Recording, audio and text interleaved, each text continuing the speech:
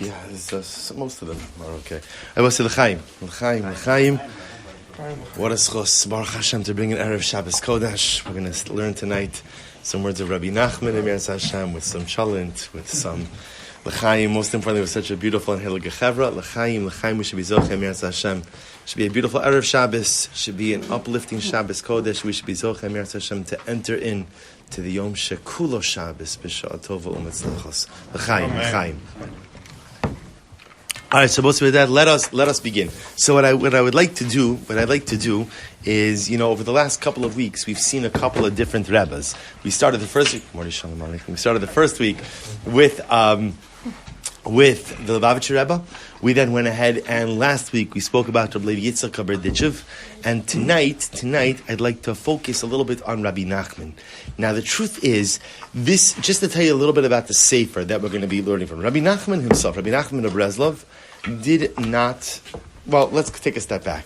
So let's say a long time ago, in the former iteration of this year, we used to do Rabbi Nachman's Torah every week. That was a shir in Rabbi Nachman. And the way I used to start this shir, maybe I'll bring that back a little bit over here, is first we would start with some of the stories of Rabbi Nachman, because in Chassidus, the stories of the Rebbe are just important as the Torah of the Rebbe. The stories are the Torah of the Rebbe. So we learned a little bit about Rabbi Nachman. You learn a little bit about Rabbi Nachman's life, you begin to see what a dramatic and incredible personality he was. The Rebbe passed away at the age of 39. He was only 39 when he passed away. And sometimes you think of Rabbi Nachman, you think of Breslov, you think of the guys you pull up to a red light in Eretz Yisrael, right? They jump out of the van, they start jumping up and down. I don't know what Rabbi Nachman would have actually done with that if he saw that, right? But Lamaisa, the Rebbe had a very difficult life. Had a really overwhelmingly difficult life with many challenges. The loss of a child, what his own described battles with Mara Shchora, which is sadness, a feeling of unfulfillment, a feeling that he just wasn't accomplishing in the way he wanted to accomplish. And again, just important to highlight, the Rebbe passed away at 39. And look how much he accomplished in such an incredibly short lifespan. Rabbi Nachman didn't write down anything. So anything we have from Rabbi Nachman was actually written down by his Talmud, Rabbi Nosson. That's why ultimately in Rabbi Nachman's works, and I think we say that's Rabbi Nachman, you'll always find Rabbi Nachman quoted, which is strange, because if Rabbi Nachman wrote it, why is Rabbi Nachman quoted? Because Rabbi Nosson, his Talmud, went ahead and wrote it. One of the most incredible pieces of work of Rabbi Nachman is something that's called, what we're going to be learning tonight, Likutei Halachos. And what the Rebbe did was really something absolutely amazing, which is he went through the Shulchan Aruch, and essentially gave the deeper insights and meaning and hashkafas and chasidus behind every single halacha.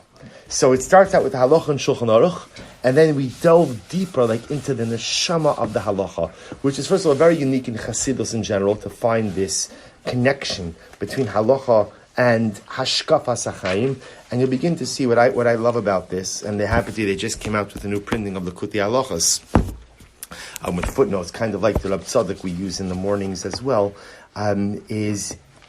It's just such a profound insight into halacha, and takes, sometimes halacha is called halacha yevesha, the dry halacha. So Rabbi Nachman takes the halacha yevesha, the dry halacha, and he infuses the neshama into it as well. So we'll Meretz Hashem begin this tonight. And again, I think maybe we'll spend a couple of weeks. It's not going to be shir in the next 2 weeks, but Meretz Hashem, we'll start tonight. Maybe we'll spend a few more weeks on Rabbi Nachman and Meretz Hashem, and then see where we go. So let's say with that, let us begin. So we begin on the first page, which actually is titled page Gimel. Right, page Gimel, and the top bolded lines here. This is a quote from the Shulchan Aruch. So the Shulchan Aruch says, opening line of the Shulchan Aruch, Siman Aleph, Halacha Aleph, Yiskaber Kari, La'amod Baboker La'avodos Boro. Person should literally, again, be strong like a lion. Get up strong like a lion in the morning to serve HaKadosh Baruch Hu. Sheyehu Ma'orer HaShachar. A person should awaken the dawn. Sheyehu Ma'orer HaShachar. So we'll say, this is the Mechaber, Rav Yosef Karo. So it's very interesting. The first halacha in Shulchan Aruch Yosef Karo brings down is that when you get up in the morning, you should get up like a lion. I will say, what does Rav Yosef Karo come to teach us? What's the lesson here? Get up like a lion. What does that mean? What would you say? Greet the day. The idea that the Rebbe is saying over here is, that the Mechaber is saying over here is that get up with a sense of purpose. Right? We'll say, like sometimes you have to get up early because you have to catch a flight, right? So it's interesting. How fascinating is it that on a regular morning, the alarm goes off, and let's be honest, there's a whole machlokes that's going on in my head. What should I be doing right now, right? And my neshama says, get up. My body says, lay down. But isn't it interesting, like, if you have to catch a plane, right? Let's say you're going to one of the Makomos Sakidoshim, like Miami, right? Right? You have to catch a plane. So what happens? Like, no one ever says, you know what? I'm just not going to get on that plane for vacation. Like, I'm just not going to take that flight. It's okay. I'll just miss the vacation because I want a little. It's incredible. Why does no one say that? It's not just because it's vacation. It's because there's a purpose. In other words, I know that I have a tachlis, and my tachlis is to get to the airport at a certain time. And it's that mission-driven reality that pushes me. The Mechaber says every single day there's a mission. Every single day there's a mission. Every single day there's an avoda. And when I wake up in the morning, I have to wake up with a sense of purpose. There is what to accomplish today. And when I truly believe with my heart that there's what to accomplish today, then what? Then I get out of bed. See, the only time I really roll over is if I think I don't really have all that much to accomplish. Right? So if it's not a big deal if I get up or not, I just roll over. Yeah, what we're going to say? I'm always motivated to feed the cat. Feed the cat. Whatever. You could cat, flight. It's all the same yesod. It's all the same yesod. They say help yourself to chalent. Right? So it's all the same exact yesod, which is what? Which is that halacha l'maaseh, when you have somewhere to be or something to do that propels you forward. So it's your cat, it's your flight, it's your daf yomi, whatever it is, it gets you out. So the Mechaber says that's in diskaber ka'ari. Because also, what's interesting? Everybody asks on this. You ever go to the zoo and watch a lion get up in the morning? Right, watch a lion get up. A lion, by the way, is like the laziest animal in the world. Right, it stretches, it yawns, it's this, it's that. So what's the chat that the Shulchan Aruch says get up like a lion? So what the great part about a lion is? A lion knows he's the lion. He knows that he's the king of the jungle. He knows who he is.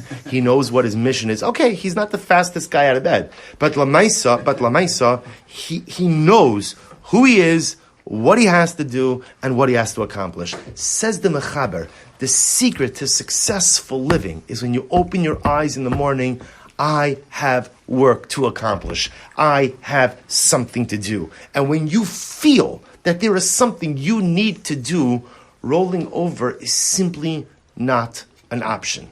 That's the Mechaber. The Ramah Haga, Shivisi Hashem Lenegdi Samid, Zekla Gadol Batorah. So it's very interesting. So remember again, the Ramah only comments when he disagrees with the Shulchan Aruch. Right? That's when the Ramah. So here's what's very interesting. The Morty, there's this chalent also if you want. Chalent, please, Chavra, help yourself. There's 2 chalents tonight. It's like a chalent bar. It's mamish. It's all right. So I'll say so. Remember, the Ramah only argues on the Mechaber. Or I should say differently. The Ramah only comments when there's a machlokes with the Mechaber, right? If the Ramah totally agrees with the Mechaber, he doesn't say anything. So it's interesting that what does the Ramah say? Shivisi Hashem lenegdi samid zekla gadol batorah.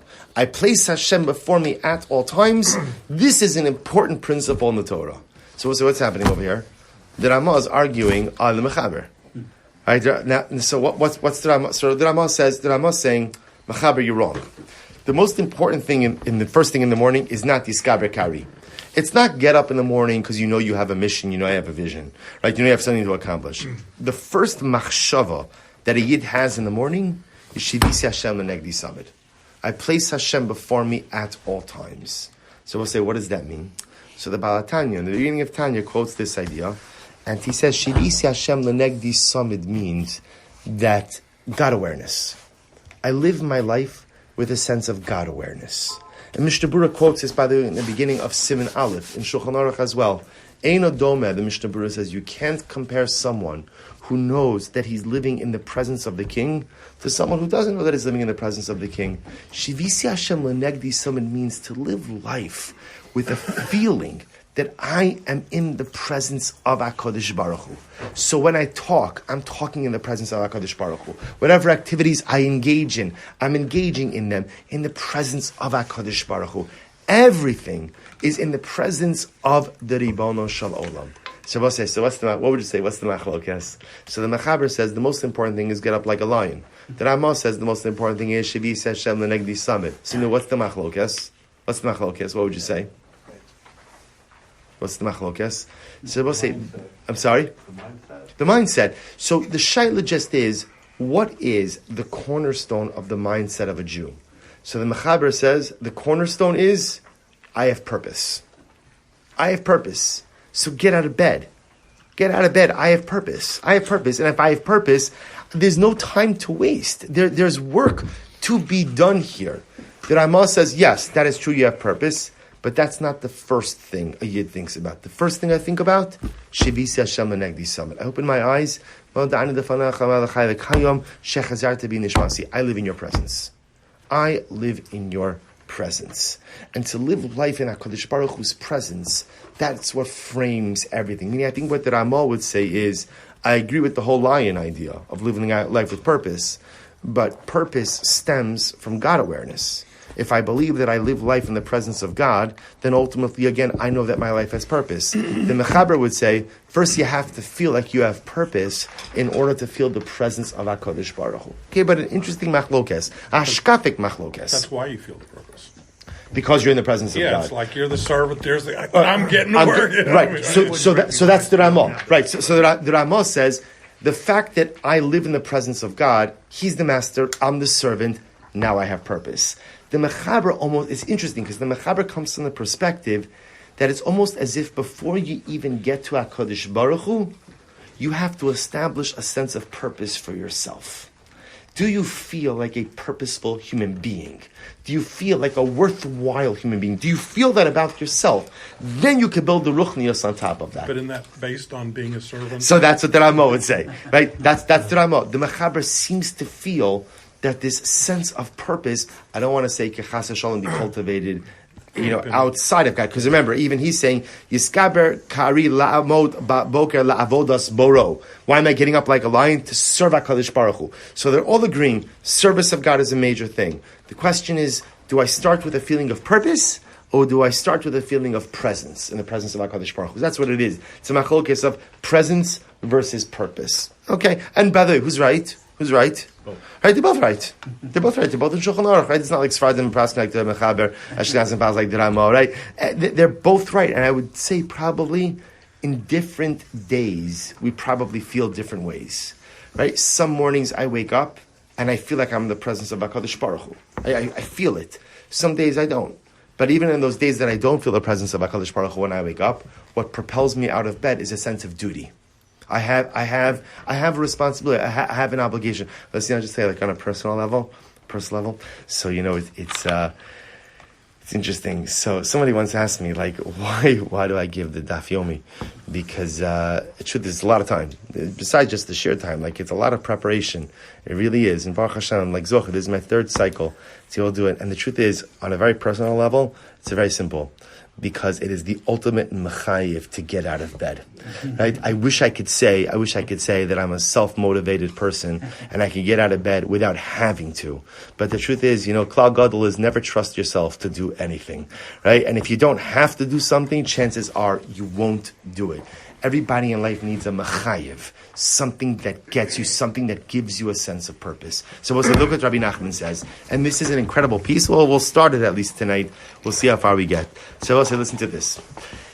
I will say, part of what I also hope to show you through this shir is that, when people sometimes think about the Torah Chassidus, right? People think about, it's like a nice vart.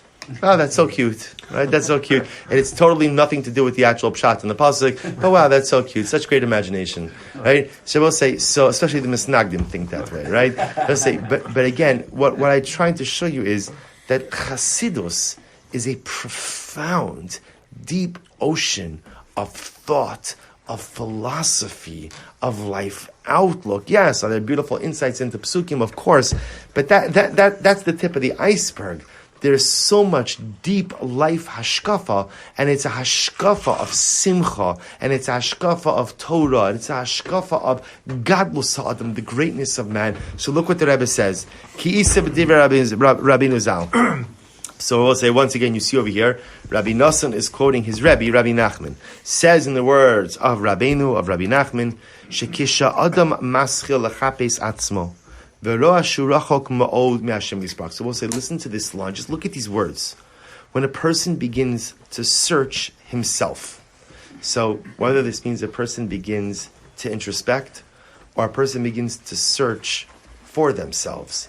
And I'll tell you something amazing. Just last week, I was speaking to someone who I know, and someone who I know for a long time, and not a particularly close relationship, but he was telling me he called me about something, about a particular question, and then he said to me, do you have a moment? I said, sure. He's like, I feel totally lost in life, and I don't know who I am. Now, I just got to tell you something about this person. This person is in his mid-40s, about my age, mid-40s, wildly successful. Wildly successful. Good, from person, from mishpacha. Really, like, this is the kind of person you would look at and you would say, wow, like, I'm kind of makana, that guy. Right? Baruch Hashem, success in every single area of life. And he was, Mom said to me, like, I feel lost. I don't know who I am. I don't know who I am. The Rebbe says sometimes in life, a person, you wake up one day and you realize, like, I don't really know the real me. I don't know who I am. I know what I do, right? I know what my profession is. I know how I spend my days, but I'm not sure I know who I am.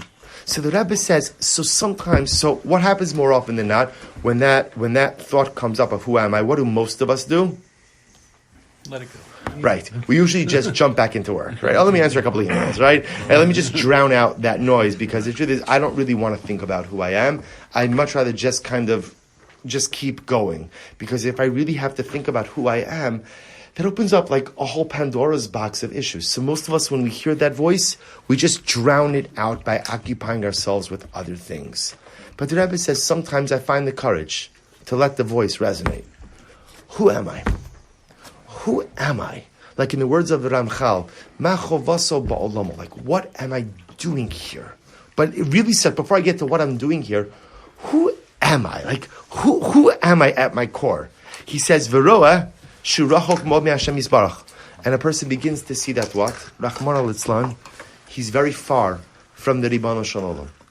So before I even answer who I am, one thing I realize is, I'm not where I want to be. I will say, isn't this incredible? I think we've all had moments like this in life, where some of us live in this perpetual state that I don't even know who I am, but I know that who I am right now is not who I want to be.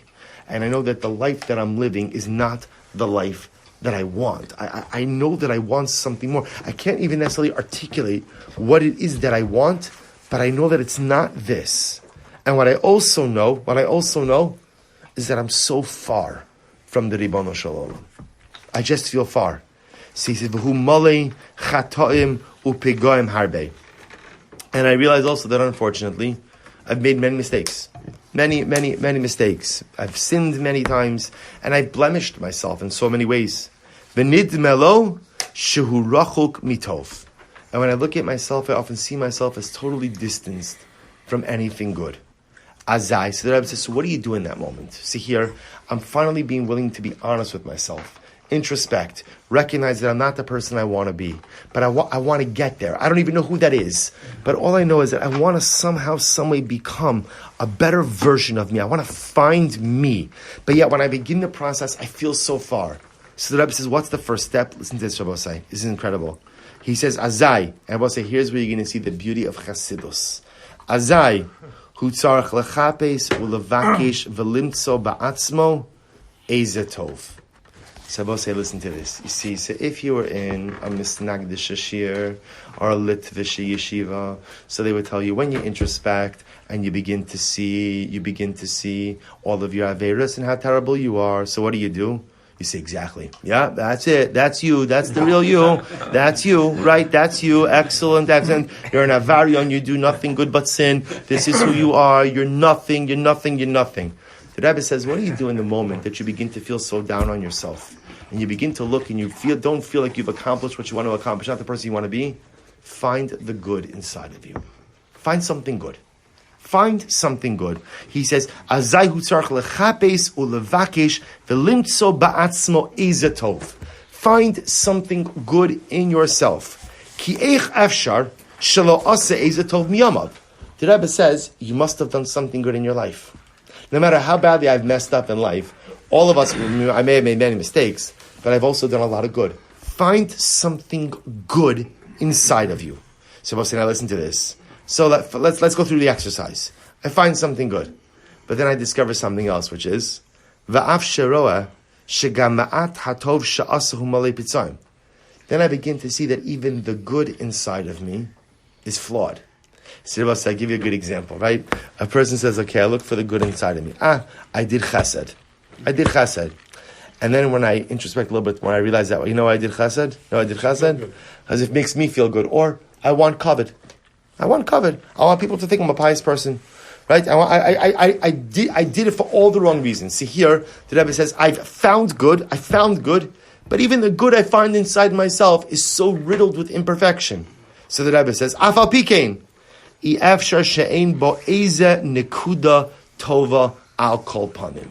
Rebbe says still, there's got to be something good. So drill down a little bit more. Right? Drill down a little bit more. So maybe the whole act of chesed wasn't good, but maybe you started with the right machshavas, you just got a little bit derailed. Or maybe you started with the wrong machshavas, but somewhere along the way you said to yourself, you know what, I'm going to do this for altruistic purposes. Somewhere in this process, you will find pure, unadulterated good. It's there. You just have to look for it. And then look for more good inside yourself. And even though the tov that you find may be mixed together with a lot of impurity and imperfection, so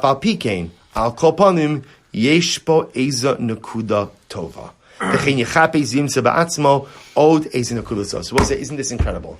So the Rebbe says, in the moment that I introspect and I realize that I'm not the person I want to be, and I realize that I have drifted so far from HaKadosh Baruch Hu, and I realize that I've made so many mistakes in life, how do I get myself back on the rails? The Rebbe says, first thing, find something good. Find something good about yourself. Right? But I find something good, but the good is riddled with imperfections. Drill down more. Because even within that good, there must have been a spark of purity. There must have been a spark of goodness. So we'll say, once I find something good in myself, says, well, then what happens? So we'll say, let's talk about for a moment what's the process. Why does the Rebbe say that the path to personalistic rehabilitation begins with finding good in oneself? Why? Why do you think? What's the pshat? Positive. You see, what the Rebbe is saying is this. We'll say, think about this from your own life. We've all been put down at different times in life. Think about a time you were put down. Right? I don't know how you were feeling after you were put down, but I guarantee you one thing. After a person is put down, no one ever says, you know what? That was a good put down. Now I really feel ready to lift myself up. And thank you for making me feel like garbage. Because now that you made me feel like the thing that clogs the sink, right? Like literally, like that. Now I really feel empowered to pick myself up. Most times in life when you make people feel like garbage, they remain like garbage. So the Rebbe says, if I want to move myself towards HaKadosh Baruch Hu, I have to acknowledge where I'm holding. I have to acknowledge that I'm not the man I want to be, and I'm not holding where I want to be holding, and I've committed many mistakes. But the way to propel myself back to HaKadosh Baruch Hu is not by dwelling on my mistakes, it's by finding something good. Because if I could find something good inside of myself, then I remind myself that no matter how many mistakes I've made in life, I have a capacity for good. And as long as I have a capacity for good and I've done good, then I have what to build on. Because if all I'm doing is focusing on my shortcomings and mistakes, then I'm a bad person, right? Then I'm ruined, then I'm broken. Then what do I build on? So isn't just this an incredible model of tshuva and an incredible model of personalistic, cathartic, rehabilitative, transformative change? Start by finding something good. Start by finding something positive and remind yourself that no matter how many mistakes I've made, there is tov inside of me. And once I acknowledge and I accept that there's tov inside of me, now I have what to build on. The Rebbe says, this is called being dan lekaf zechus. And I will say, here's the incredible chap. You see, we all know the concept of dan l'kaf schus, but dan l'kaf schus, right, usually applies to who? Someone else. The Rebbe says, see, the little known secret that Rabbi Nachman knew is, you really can't give other people the benefit of the doubt, unless, of course, what? You could give it to yourself first. The din of being dan l'kaf schus starts with me. How could I give you the benefit of the doubt if I don't go ahead and give me the benefit of it? I was supposed to say, by the way, it's not the Rebbe's idea. This is mefurish in the Torah. Pasuk, v'yahavta l're'acha kamocha. You have to love your fellow like you love yourself. To love someone else, you must first learn to love yourself. If you're not happy with you, or you don't like you, it's very difficult to love anyone else. So the Rebbe says, this is called being dan, the al yidei zeh, shedan as atzmo l'kaf sechos. The Rebbe says, by finding something good, I'm judging myself favorably. I find something good. And I want to be clear, the Rebbe is saying, don't think for a moment that I'm telling you to ignore your shortcomings, right? No. In other words, I'm not telling you to ignore your averis or your shortcomings or your faults. We're going to have to deal with those. But that's not the point of departure, right? The point of departure over here is finding the good, being dan yourself, l'kaf sechus, giving yourself the benefit of the doubt, and that gives you the platform, to rebuild. Umotzi be'emes mikaf chova v'nichnas lekaf zechus be'emes v'al yidei zeh yochol liskos l'tshuva. So the Rebbe says, do you want to know how to become a Baal Tshuva? Step 1, acknowledge where you are and where you're not. Step 2, sometimes have the courage to say, I'm not the person I want to be. Step 3, acknowledge and own my mistakes. Step 4, find the good inside of you. But then when you dig down, the good's not perfect. Find some spark of perfection in the good you have performed. And once you find that, you say, I have good in me. I have good in me. And if I have good in me, then that is my foundation upon which to rebuild. If I've done good, that means I am good. I can do good. I give myself the benefit of the doubt. I'm dan myself l'kaf sechus, and says the Rebbe, that is the beginning of the process of tshuva. So the Rebbe goes on. He says, "V'zeh bechinas v'od ma'at ve'ein rasha." Go ahead, skip a little bit. He quotes the pasuk in Tehillim. Shabbos, I skip to the next paragraph in Dalit, page Dalit. This is incredible. Ready? Listen to where the Rebbe takes this. He says, "V'al yidei zeh yachol l'sameach es atzmo." Shabbos, listen to this. The Rebbe said, "Isn't it incredible? We're all looking for happiness. We're all looking for happiness, right? And how do you find it, right? So the Rebbe says, I'm going to tell you how to find happiness. Happiness is very simple. It's actually really very simple. If you're happy with who you are, you're happy in life. Simcha comes from a sense of contentment with the personality and the persona that you have created. So the Rebbe says, when you're dan yourself l'kaf sechus, you give yourself the benefit of the doubt by finding the good inside of you. You propel yourself forward. That's where there's simcha. And Abbas, like what the Rebbe says, V'azai yachal lehispalo. And by the way, it's only when you're besimcha that you're able to daven. Isn't this incredible? Only when you're besimcha, meaning only when you're happy with yourself, do you really have the ability to daven to HaKadosh Baruch Hu. V'zeh bechinas azamra lelokai ba'odi. Abbas, this is a beautiful drasha. Quotes the pasuk from Tehillim, azamra lelokai ba'odi. So listen to how the Rebbe translates this, right? He says, "Al yidei ha'od ma'at shemotze be'atzmo." Listen to how the Rebbe translates that phrase. Azamra lelokai, I will sing to my God, ba'odi. Odi is od shavi, the additional good, the little bit of good that is inside of me. When I give myself the benefit of the doubt, find the good that is inside of me, recognize that I've performed good, can do more good, and begin the process of tshuva, that's when I can sing and daven to HaKadosh Baruch Hu. Ayidea od ma'at shemotze be'atzmo al yidei zeh yochel zam lehodos la'Hashem. Both say, get ready for this. So just watch this progression. Right? So we've begun already with our 4 steps, Baal Tshuva. The Rebbe says, once I become a Baal Tshuva, I can find simcha. And once I find simcha, what could I do? I could daven. And I both say, what can you do after you daven? Va'al yidei zeh na'asin nigunim. After you daven, you could even sing nigunim. See, Rabbi say in Chassidus, the nigun is even higher than tefillah, right? There's tshuva, there's simcha, there's tefillah, and there's nigun. So the Rebbe says if you keep going down this process, you could even sing a nigun. You could find your inner nigun. He said, now what's the pshat? Listen to this idea. He says, ki anigunin na'aseh. How do you make a nigun? Right? How do you sing a nigun? He says, ayidei shemevarerin ruach tova min ruach necheya. How do you make a nigun, says the Rebbe? You look at these words. Mevarin, you separate. Ruach tova, good ruach, we'll call it good wind. Min ruach necheya. So I will say, if you look over here, he says, ruach necheya literally means like a crippled wing, a crippled wind, right? Or a compromise. I will say, what's the pshat? I think what the Rebbe is saying is like this. How do you create a nigun? How do you create, right? In order to create a nigun, what do you need? What do you need? Right, a l'chaim, right? That is true. That's only a good nigun, right? So I'll say, I'll find something amazing. Remember, everybody knows that for a nigun, you don't need a good voice, right? I think Reb Shlomo taught that to the world, right? You know, like there are plenty of people there, but you don't. It's not a voice. It's not a voice. It really starts with breath.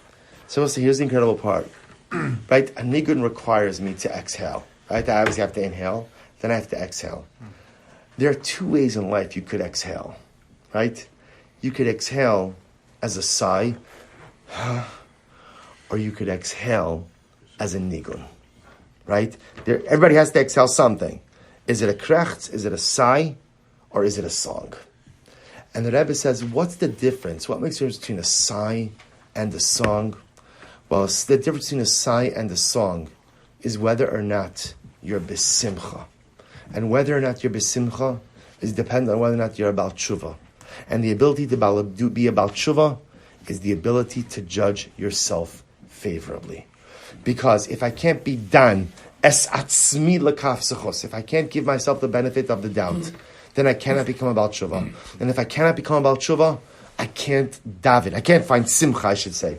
If I can't find simcha, I can't daven. And if I can't daven, I can't sing a nigun, because when the breath comes out, it comes out as a sigh. Because I'm so tzebrachen, I'm so broken, I'm so depressed, and I have the inability to sing my nigun. Incredible. He says, V'hu azamra daika bechinas nigunim. Shabbos. So this I just want to point out. So this is there's so much here. You can see, by the way, we're not doing it now, but you can see there's all these footnotes on this. Well, we're going to try to get through some of the Rebbe's ideas. Shabbos. But again, it's a dramatic model of tshuva. A dramatic model of tshuva. So let's do one more piece. He says, V'chein tzrichin ladun asachem lekafschos. Now remember, I have to go ahead and judge other people favorably as well. In other words, I just want to point out, what's fascinating about the Rebbe over here is he flipped it. Because normally when we speak about kaf schos, we almost always start the discussion with how or with who? With who? Someone else. The other. Right? The Rebbe flipped it. In the Rebbe's model, being down the kaf schos starts with me. But once I've mastered that for me, I have to judge other people favorably as well. Afilu rasha gamer. Rebbe said, get ready for this. Okay, this requires an introduction. I suppose so. So remember again, when we think about being down the kaf schos, right? Give me a paradigmatic example of being down the kaf schos. Simple one. Guy embarrasses you. Guy embarrasses you. Yeah, how you down kaf schos? He made a mistake. He made a mistake. Good. Oh, you're a tzaddik. All right, good. I say he's a jerk, but I say good. Right, but I'll give you a simpler one. Right? You see a guy walking into McDonald's. Okay. So you could say he's ordering a cheeseburger, or what? He's going to the bathroom, getting a cup of coffee, getting a soda. In other words, there's a bunch of different... So being down the kaf sechos is essentially, the way we normally understand it, is going ahead and essentially seeing all the possible scenarios and kind of choosing to create the narrative around the positive one, right? So I could ascribe any narrative I want to Ruvain walking into McDonald's. I can describe any narrative. But me actively choosing to say it must have been for something permitted, that's being down the kaf schos. The Rebbe has a different definition. The Rebbe says, and it's the same definition for ourselves and for others, being down the kaf schos means finding something positive inside of a person, even though you know that they're not good. How does Rabbi say? Let me explain this. Remember, we just had this before, right? For ourselves, being down the kaf zchus means I acknowledge all the things I've done wrong, but I find the good thing that I did. The Rebbe says, how are you down the kaf zchus by other people? I'll say, you know what, Ruvain? He's terrible. He's mamish terrible. Even though he's so terrible, there must be something good inside of him. Let me endeavor to find something good inside of him. The Rebbe says that's what it means, because you see, we'll say, here's what's interesting. Sometimes, there's a famous saying that you have to be dan lekaf schos, not dan lekaf shtos. So, for example, if I see Ruvain go into Burger King and I see him walk out with a Happy Meal, right? I can't say, it's not really a Happy Meal. Maybe Kosher Bites started. No offense, right? Kosher Bites started selling Happy Meals. Maybe it's from there. Maybe it's this. No, come on. If the guy's holding a Happy Meal, it's a Happy Meal, right? There's no. That's called. You can't be down lekaf shtus, right? That's foolishness. So the Rebbe says sometimes in life, people do really bad things, and sometimes there's no silver lining on it, and there's no positive way to look at it. So what do you do when you see someone who does terrible things? And there's no, objectively, there's no two narratives. Well, maybe they meant this, maybe. It's bad. What they did is bad. They did Russia Dika things, and there's no two ways about it. How do you relate to a person like that? And we'll say, isn't this Ma'aseh B'chol Yom?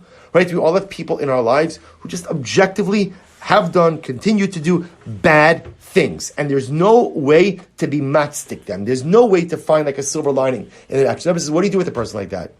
Find something else that's good. Find something good in that person. Find something, because every single person has something redeeming about them.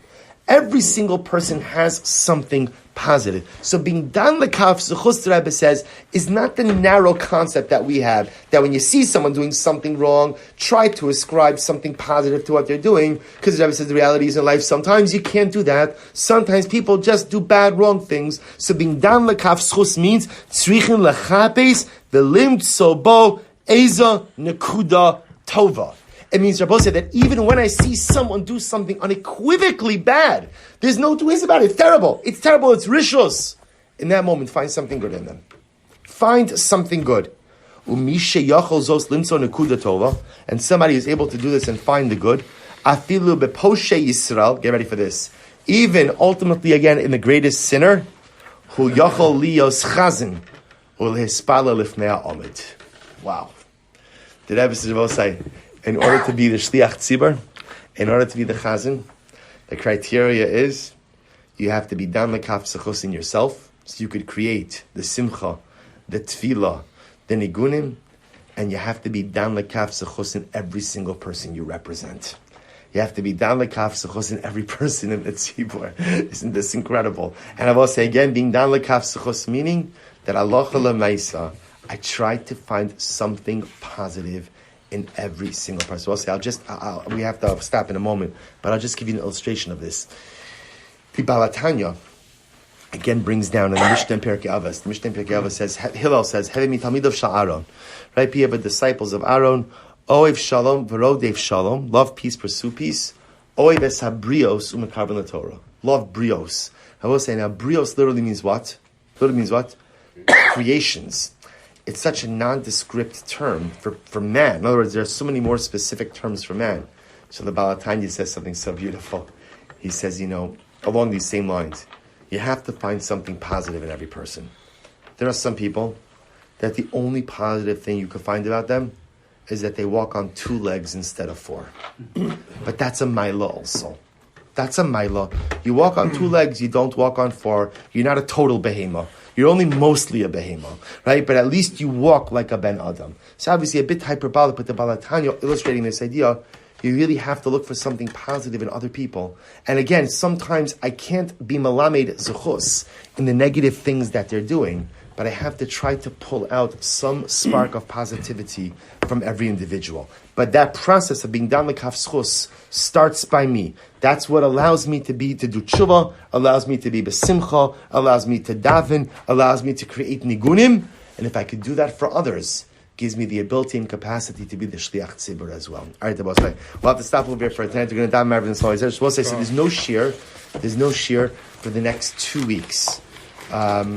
Next week and the next 2 weeks. Hashem. And maybe we'll start a WhatsApp group or something. Okay. All right. We'll figure another WhatsApp group. But nobody's very eager at that. Good. So Mir Hashem, 2 weeks, which I think is December 9th. December 9th is our next year, Mir Hashem. Shkayach, everyone.